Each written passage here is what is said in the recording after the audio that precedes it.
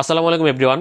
আজ সকালেই আমি একটা ভিডিও করেছিলাম যেখানে ভিডিও করে জানিয়েছিলাম ঢাকা ক্যাপিটালস তারা তাদের দলের প্রথম দেশি সাইনিং হিসেবে বাংলাদেশের তারকা পেসার তাসকিন আহমেদকে তারা দলে ভিড়িয়েছে। এর পাশাপাশি এটাও বলেছিলাম যে সাব্বির রহমানকেও তারা দলে বেরানোর প্রক্রিয়া প্রায় চূড়ান্ত করে ফেলেছে। তবে আজকে ঢাকা ক্যাপিটালস তাদের অফিসিয়াল ফেসবুক পেজ থেকে একজন ক্রিকেটারের সংযুক্তির বিষয়ে তার একটা পোস্ট দিয়েছে। সেটা তাসকিন নয়, সেটা সাব্বির রহমানও নয়, সেটা হচ্ছে বর্তমানে আলোচিত এবং বর্তমানে প্রশংসা পাওয়া ডানাতি 27 বছর বয়সী top order batsman Mohammad Saif Hasan. Saif Hasan recently কিন্তু বাংলাদেশের টি-20 দলের একটা হাউস হোল্ড নেম হয়ে গেছে, একজন অটো চয়েস হয়ে গেছে। যদিও শেষ দিকে কিছু ম্যাচে সাইফ হাসান ওইভাবে পারফর্ম করতে পারেনি, তবে সাইফ হাসানের উপর যে টি-20 একটা ব্যাটসম্যানের একটা ছাপ লেগে গেছে সেটা তার ক্রিকেট কেরিয়ারকে আরো অনেক বড় এবং সমৃদ্ধশীল করবে। যদিও সাইফ হাসান গত বিপিএল এ রংপুর রাইডার্সের জার্সিতে খেলেছে, এমনকি লাস্ট দুইটা গ্লোবাল সুপার লিগ ও রংপুর রাইডার্সের জার্সিতে খেলেছে, কিন্তু এবছর তারা রংপুর রাইডার্সের হয়ে বিপিএল খেলা হচ্ছে না। সে ঢাকা ক্যাপিটালসের দ্বিতীয় দেশি সাইনিং হিসেবে চুক্তিবদ্ধ হয়েছে। যদিও ফেসবুক পেজে তারা পোস্ট দিয়েছে সাইফ হাসানেরই ছবিটা, তবে তাসকিন আহমেদের ব্যাপারটা কিন্তু কনফার্মই। সেটাতে এখানে আসলে ভীতিগ্রস্ত হওয়ার কিছু নেই। তাসকিন আহমেদ তাদের প্রথম সাইনিং, হয়তো তারা ঘোষণা পরে দিবে। সাইফ হাসান 27 বছর বয়সী এই ক্রিকেটার 6টা টেস্ট, 6টা ওডিআইয়ের পাশাপাশি 18টা টি-20 ইন্টারন্যাশনাল ম্যাচ খেলেছে। তার প্রথম অভিষেক টি-20 ম্যাচ খেলেছিল 2021 সালে পাকিস্তানের বিপক্ষে মিরপুরে ঘরের মাঠে 2টা ম্যাচ খেলেছিল। তারপর জাতীয় দল থেকে বাদ পড়ে যায়। তারপর 2023 সালের এশিয়ান গেমসে 3টা ম্যাচ খেলেছে, সেগুলো ইন্টারন্যাশনাল ম্যাচ ছিল, তবে জাতীয় দল নিয়ে কনফ্লিক্ট একটা রয়েছে, তবে 3টা ইন্টারন্যাশনাল ম্যাচের আওতাধীন ছিল। তারপর 2 বছর পর 2025 সালে এবছর 30 আগস্ট নেদারল্যান্ডসের সাথে তার কামব্যাক ঘটে। টেকনিক্যালি বললে 2 বছর পর, কিন্তু যদি আমরা জাতীয় দলের মূল ফোকাসটা ধরি, এশিয়ান গেমসকে আলাদা করি, কারণ এশিয়ান গেমসকে কিন্তু অন্যান্য ক্রিকেটাররা খেলতে গিয়েছিল, জাতীয় দলের মেইন ক্রিকেটার খেলতে যায়নি।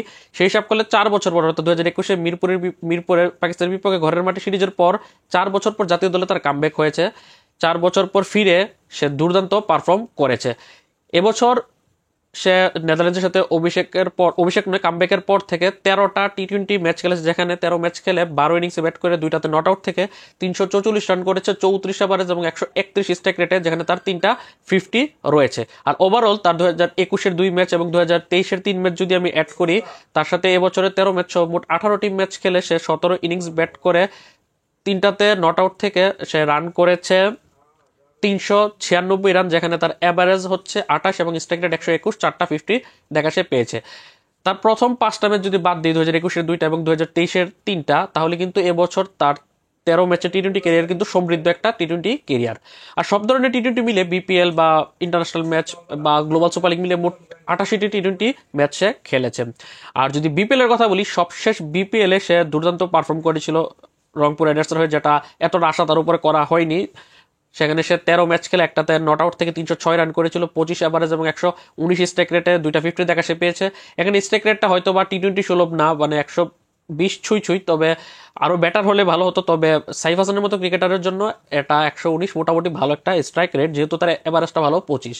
আর গ্লোবাল সুপার লিগে কিন্তু গত 2024-এর প্রথম আসরে সেখানে সে 3 ম্যাচ খেলে 186 স্ট্রাইক রেটে করেছিল 41 রান। অন্যদিকে এবছর গ্লোবাল সুপার লিগে 4 ম্যাচ খেলে 3 ইনিংস ব্যাট করেছে 84 রান, 28 এভারেজ এবং 127 স্ট্রাইক রেটে। মোটামুটি এখন টি-20 পারফরমেন্স, গত গ্লোবাল সুপার লিগের পারফরমেন্স যদিও সেটা বেশি খুব একটা আহামরি না, তবে এবছর বিপিএল এর পারফরমেন্স এবং বিপিএল পরবর্তী সময়ে গ্লোবাল সুপার লিগের দ্বিতীয় আসরে তার পারফরমেন্সের বলেই কিন্তু জাতীয় দলে ডাক পেয়েছে, এবং জাতীয় দলে ডাক পেয়ে কিন্তু সে বাজিমাত করেছে। 13 ম্যাচ খেলে 344 রান করেছে, 34 এভারেজের সাথে স্ট্রাইক রেট হচ্ছে 131, স্ট্রাইক রেট 3টা 50 দেখাও সে পেয়েছে। এখন সেটার প্রতিদান সে বিপিএল এ ঢাকা ক্যাপিটালসের দ্বিতীয় সাইনিং হিসেবে কিন্তু পেয়েছে। তাসকিন আহমেদ তাদের প্রথম সাইনিং, দ্বিতীয় সাইনিং হিসেবে তারা সাইফ হাসানকে দলে ভিড়িয়েছে। এখন সাব্বির রহমানের নামটা কবে ঘোষণা হবে সেটাই এখন দেখার বিষয়। অন্যদিকে সাইফ হাসান ঢাকা ক্যাপিটালসের জার্সিতে খেলাতে কিন্তু রংপুর রাইডার্স তার একটা ভালো একটা ক্রিকেটার কিন্তু হারিয়েছে। এখন দেখার বিষয় রংপুর রাইডার্স সাইফ হাসানের বিকল্প হিসেবে কোন ওপেনারকে তারা দলে বেড়ায়। তো এই ছিল সবশেষ আপডেট। ঢাকা ক্যাপিটালস দল তাদের দ্বিতীয় সাইনিং হিসেবে সাইফ হাসানকে তারা তাদের দলে ভিড়িয়েছে, তবে অফিসিয়াল ফেসবুক পেজ থেকে ঘোষণা শুধুমাত্র সাইফ হাসানেরই এসেছে।